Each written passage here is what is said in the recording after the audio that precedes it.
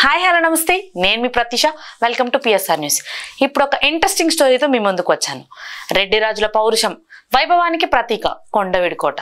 గుంటూరు నగర చరిత్రలో కొండవీడు కోటకు ప్రత్యేక స్థానం ఉంది.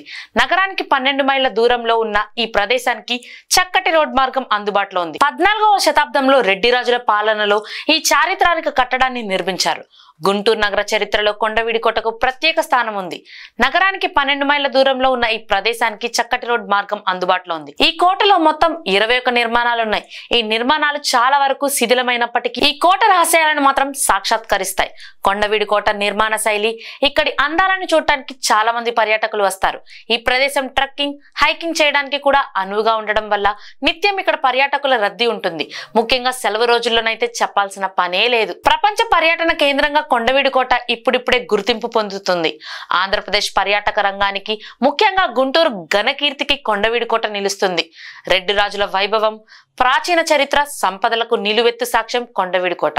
1700 అడుగుల్లో ఈ గిరిదుర్గం శత్రు దుర్భేద్యంగా ప్రసిద్ధి చెందింది. కొండవీడును శత్రు దుర్భేద్య రాజ్యంగా తీర్చిదిద్దడమే కాకుండా ప్రజాకాంక్ష పాలనను కొనసాగించిన ఘనత రెడ్డి రాజులది.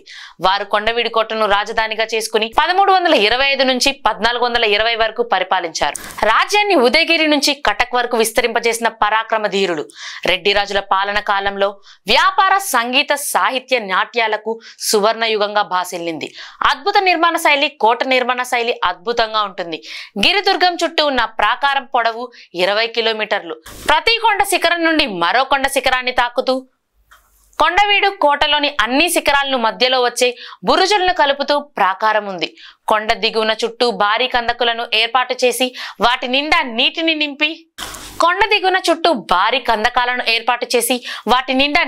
నింపి ముసళ్లను వదిలి అగర్తగా రూపొందించారు. ప్రాకారం మధ్యలో అనేక నిర్మాణాలను రెడ్డి రాజులు అద్భుతంగా తీర్చిదిద్దారు. కొండలపైనే రాజు రాణిల కోటలు, ధాన్యాగారం, వజ్రాగారం, కారాగారం, అశ్వ గజశాలలు, నేతికొట్టు, తీర్పుల మందిరాలను ఏర్పాటు చేశారు. కొండలపై రాజప్రసాదాలలో నివసించే వారికి, సైనికులకు నీటి ఇబ్బందులు తలెత్తకుండా ముత్యాలమ్మ, పుట్టాలమ్మ వేదుళ్ల చెరువులు తవ్వించారు. వర్షాలు కురిసినప్పుడు ఒకదాని తర్వాత ఒకటి నిండేలా వాటిని మలచడం, ఎక్కువైన నీటిని బయటకు పంపేందుకు మత్తిడిని నిర్మించడం విశేషం. కొండవీడులో అన్నిటికన్నా ఆసక్తిని కలిగించేవి ఇక్కడ బావులు.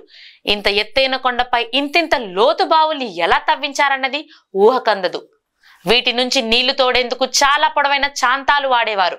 అందుకే కొండవీడు చాంతాలు అన్న నానుడి వచ్చింది.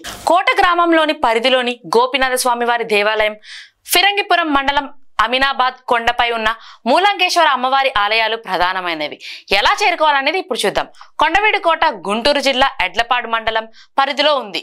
ఈ కోటను చేరుకోవడానికి 2 ప్రధాన మార్గాలు ఉన్నాయి. మొదటిది చిలకలూరుపేట గుంటూరు మధ్య జాతీయ రహదారి నంబర్ 5 నుంచి బోయపాలెం, చెంగీజ్ ఖాన్ పేట మీదుగా కొండవీడుకు చేరుకోవచ్చు. రెండవది గుంటూరు నర్సరావుపేట మార్గంలో ఫిరంగిపురం నుంచి కొండవీడు చేరేందుకు మరో మార్గం ఉంది. ప్రస్తుతం చిలకలూరుపేట నుంచి కొండవీడు మీదుగా ఫిరంగిపురంకు పల్లె వెలుగు ఆర్టీసీ బస్సులు ఉన్నాయి. కొండవీడుకు ప్రైవేట్ వాహనాల ద్వారా వెళ్లే మెట్ల మార్గం ద్వారా కొండపైకి ఎక్కేందుకు ప్రస్తుతం అవకాశం ఉంది. జాతీయ రహదారి నెంబర్ 5కు సుమారు 10 కిలోమీటర్ల దూరంలో కొండవీడు కోట ఉంది. చూశారు కదా, మన గుంటూరులో కూడా ఇలాంటి ఎంతో చరిత్ర కలిగిన ప్రదేశాలు ఉన్నాయి. ఇలాంటి ప్రదేశాల గురించి ఇంకా ఎన్నో తెలుసుకుందాం. అంతవరకు చూస్తూనే ఉండండి పిఎస్ఆర్ న్యూస్.